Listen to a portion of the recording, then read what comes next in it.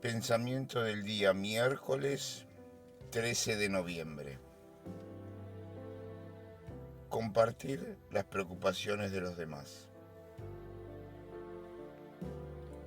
La palabra amarás a tu prójimo como a ti mismo del Evangelio de San Mateo capítulo 19 versículo 19 implican una atención continua porque nuestra naturaleza se ama a sí misma.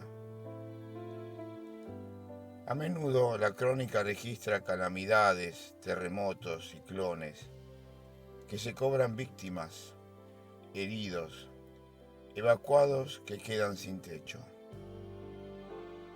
Es muy distinto ser uno de ellos que no serlo. Además, por más que podamos ofrecer una ayuda para socorrer a los demás, nosotros no somos ellos. Amarás a tu prójimo como a ti mismo. Todo lo que Cristo nos mandó supera la naturaleza.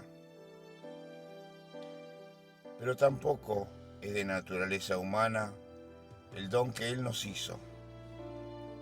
De modo que el vínculo con el dolor del hermano, con la alegría o las preocupaciones del otro, es posible porque en nosotros se halla la caridad, que es de naturaleza divina.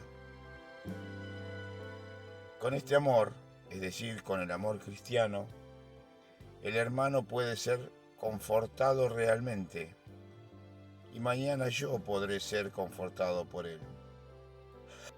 Así sí es posible vivir, porque de lo contrario, la vida humana sería muy dura, difícil y a veces podría parecer imposible.